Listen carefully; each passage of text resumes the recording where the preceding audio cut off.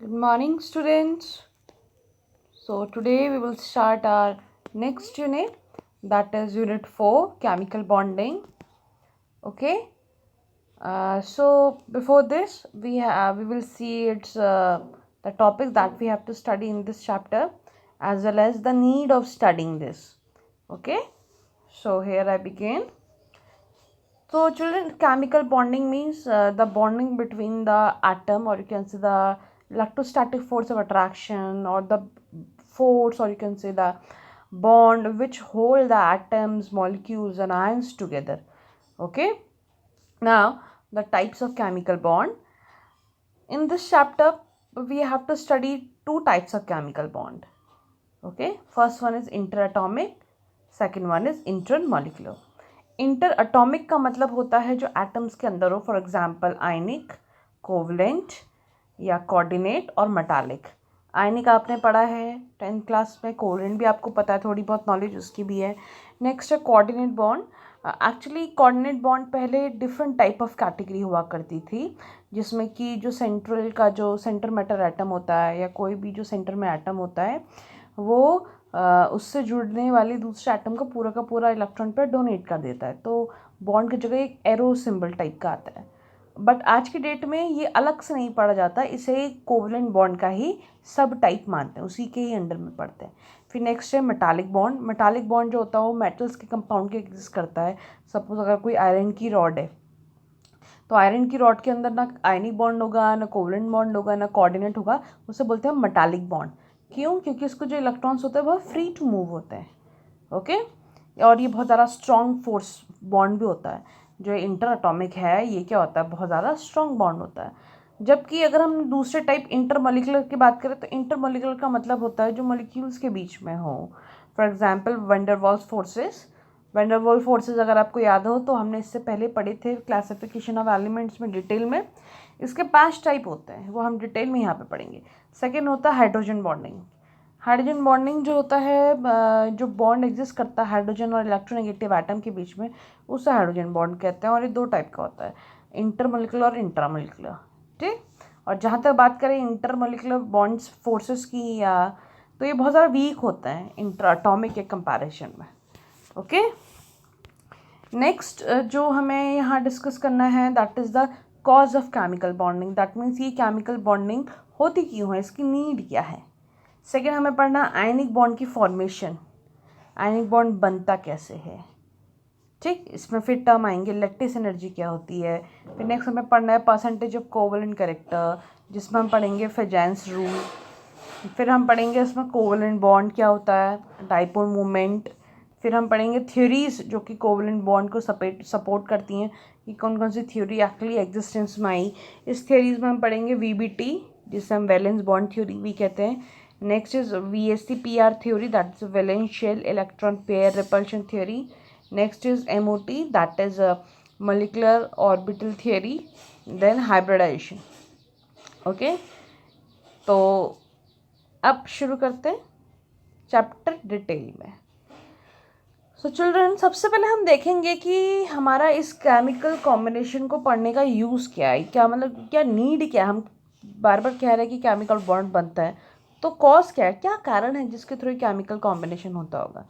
जो previous concept था, अगर आप देखें जो प्रीवियस कॉन्सेप्ट था, जो पहले ये बोला जाता था कि ऑक्टेट रूल अचीव करने के लिए, आई होप आप में से बहुतों को पता होगा ऑक्टेट रूल क्या होता है. जब आउटरमोस्ट शेल के में यानी वैलेंस इलेक्ट्रॉन जब 8 हो जाते हैं, that is called noble gas configuration. हालांकि हीलियम इसमें एक्सेप्शन केस है. यानी जब कोई भी एलिमेंट क्या करे, नोबल गैस कॉन्फिगरेशन अटेन कर ले, या ऑक्टेट रूल वो शो करे, यानी लास्ट के शेल में कितने 8 इलेक्ट्रॉन हो जाए जैसे नोबल गैस के होता है, तो that is called octet rule. ठीक. तो ये पहले क्या होता था, हम इसको इसका बेस मानते थे केमिकल कॉम्बिनेशन का, कि हर एक एलिमेंट ऑक्टेट रूल की तरफ फॉलो होना चाहता है, तो इसीलिए वो कंबाइन हो रहा है. बट आज की डेट में ऐसा नहीं है.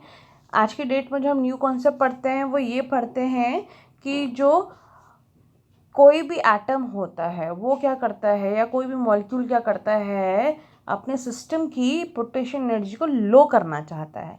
फॉर एग्जाम्पल अगर कोई, हम कहते हैं ना ये इससे के साथ अब जुड़ गया, ये कंबाइन हो गया, ये वहाँ से निकल गया, तो ये सारी चीज़ हो क्यों रही है? इसलिए हो रही है to get the stability, stable होने के लिए। पीरियोडिक टेबल में जितने भी एलिमेंट्स हैं वो क्यों इधर उधर रिएक्शन कर रहे हैं? To get stability only.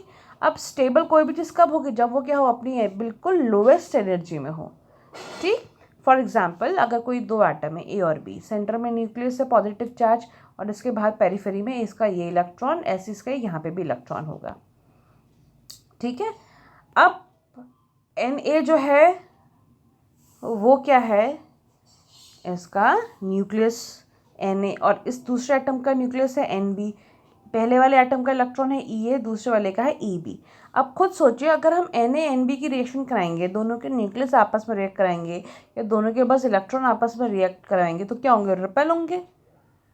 But अगर हम Na की रिएक्शन Eb के साथ कराएंगे, यानी पहले का न्यूक्लियस दूसरे के इलेक्ट्रॉन के साथ, क्योंकि ये इसके साथ करेगा, ये इसके साथ करेगा, तो ये क्या करेंगे? अट्रैक्ट करेंगे। That means opposite forces attract each other या opposite charges attract each other.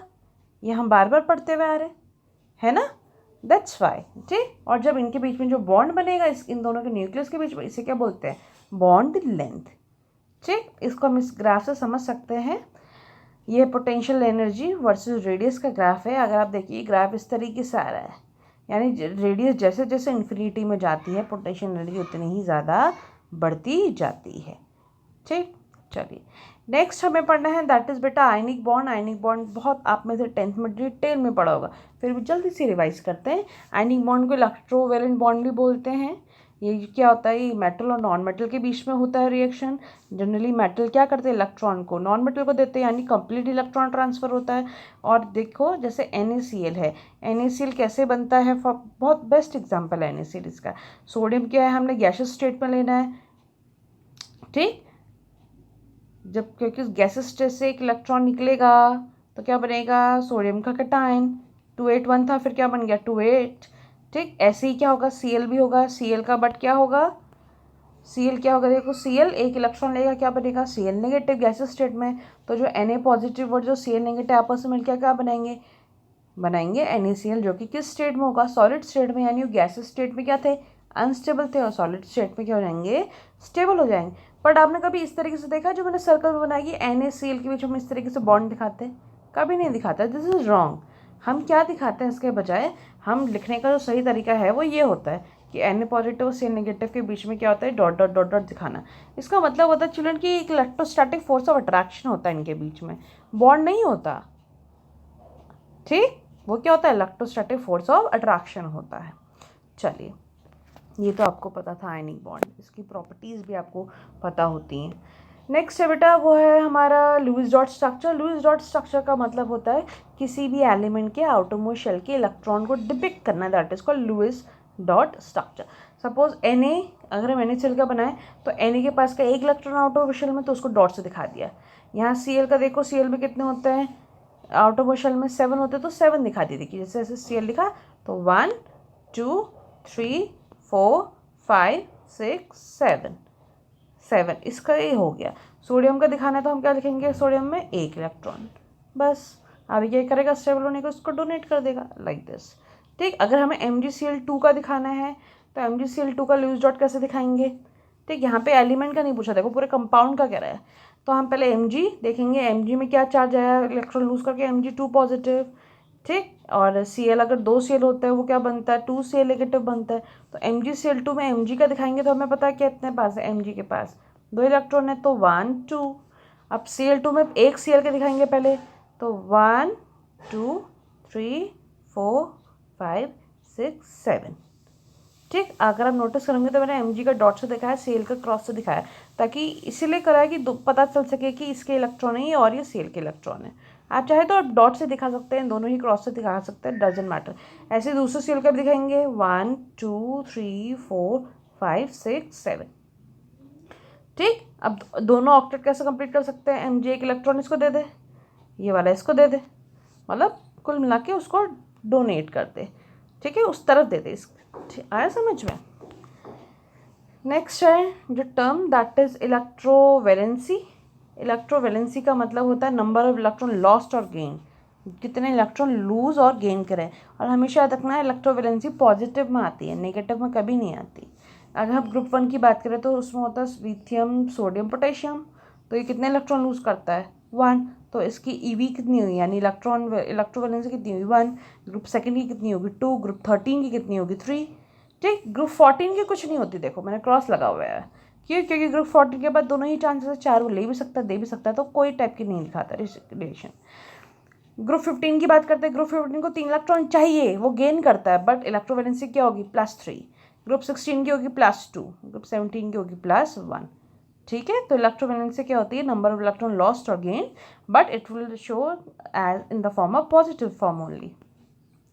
Next बात करते हैं अगर डी ब्लॉक की, तो एस और पी की बात करी, डी ब्लॉक की बात करते हैं तो बेटा डी ब्लॉक में जो इलेक्ट्रोवैलेंसी होती है तो इसकी वेरिएबल होती है, बहुत अलग अलग टाइप की ऑप्शन स्टेट भी आती हैं, हम बाद में पढ़ेंगे जब हमें डिटेल में पढ़ने का मौका मिलेगा। फॉर एग्जाम्पल आयरन की होती है +2 और +3 दोनों ही एग्जिस्ट करती है। ठीक, चलिए नेक्स्ट टर्म हम देखते हैं एनर्जी टर्म्स इन्वॉल्व और you can see the favourable conditions. यहाँ इस यानी अब जो एनर्जी टर्म्स हमारे आने वाले हैं, पहला टर्म जो हम पढ़ेंगे वो है आयनाइजेशन एनर्जी। आयनाइजेशन एनर्जी अगर आपको याद हो तो हमने क्लासिफिकेशन ऑफ चैप्टर में पढ़ा था ना कि the amount of energy required to remove an electron from isolated gaseous atom. हम क्या बात कर रहे थे, गैसेस एटम में हो, यानी सपोज कोई मेटल है गैसेस फॉर्म में है तो उसे इलेक्ट्रॉन निकाल दिया तो M पॉजिटिव बना। ठीक, तो इस दौरान क्या होती है एनर्जी एब्जॉर्ब होती है, तो आई जो आयनाइजेशन एनर्जी क्या होती है हमेशा पॉजिटिव होती है। अब नॉन मेटल के केस में क्या लगता है इलेक्ट्रॉन एफिनिटी, क्योंकि जब भी किसी आइसोलेटेड गैसेस एटम क्या कोई इलेक्ट्रॉन एक्सेप्ट करता है तो X नेगेटिव बनता है फॉर एग्जांपल, तो उसे इलेक्ट्रॉन एफिनिटी बोलते हैं, और उस टाइम पे एनर्जी क्या होती है रिलीज होती है। और जब ये दोनों आपस में रिएक्ट करते हैं कोई M पॉजिटिव या X नेगेटिव तो क्या बनता है MX सॉलिड स्टेट में। कोई भी जब आयन ऑपोजिट चार्ज वाले यानी कोई कटा आयन और कोई एनायन आपस में रिएक्ट करेंगे तो क्या बनेगा, वो बनेगा MX। M पॉजिटिव और X नेगेटिव जब कंबाइन करेंगे तो बनेगा MX, वो भी सॉलिड स्टेट में। तो इस दौरान क्या होती है एनर्जी रिलीज होती है, और इस टाइप की एनर्जी को हम क्या बोलते हैं लैटिस एनर्जी। देखो अब ये यहाँ नया टर्म ये क्या है लैटिस एनर्जी। यानी लैटिस एनर्जी को कैसे डिफाइन करते हैं, देखो डेफिनेशन लिखी हुई है, when 1 mole of ionic compound is formed from gaseous cation and anion, then the amount of energy released and it is called lattice energy। ठीक है, अच्छा चलो नेक्स्ट देखते हैं कि विच इज़ मोर आयनिक। आयनिक ज़्यादा कौन है इनमें से, अगर कभी भी देखो मेटल है, मेटल में मेटेलिक कैरेक्टर ज़्यादा होता है, नॉन मेटल में नॉन मेटेलिक कैरेक्टर कम होता है। आया समझ में, देखो क्वेश्चन देखते हैं कौन ज़्यादा आएगा। अगर NaF NaCl और NaBr और NaI में से देखना है, अगर इन चारों में से देखना है तो सबसे ज़्यादा आयनिक कौन है, सो सबसे ज़्यादा आयनिक कौन है NaF, क्योंकि देखो NaCl NaF NaBr और NaI में Na तो कॉमन है, कटाइन तो सबका सेम है, तो उसे नहीं देखेंगे हम किसे देखेंगे फ्लोरीन क्लोरीन ब्रोमीन आयोडीन को कंपेयर करो। अब नीचे जाने में क्या है नॉन मेटेलिक कैरेक्टर कम, यानी मेटेलिक कैरेक्टर किसका ज़्यादा सबसे फ्लोरीन का, तो यानी NaF का ज़्यादा। ठीक आया समझ में। नेक्स्ट है LiCl NaCl KCl और RbCl। अब देखो खुद ही Cl सब में सेम है, तो क्या देखोगे कटाइन, देखो अब कटाइन में देखो लिथियम सोडियम पोटेशियम रुबिडियम ये एक ही ग्रुप के हैं, और नीचे तक क्या आता है मेटालिक कैरेक्टर बढ़ जाता है, यानी रुबिडियम का सबसे ज़्यादा।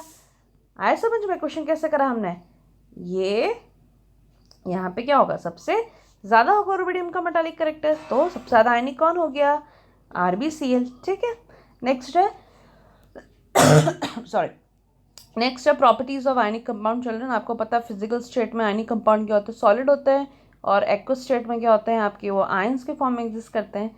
ठीक, दूसरी बात है मेल्टिंग और बॉइलिंग पॉइंट इनका बहुत ज़्यादा हाई होता है।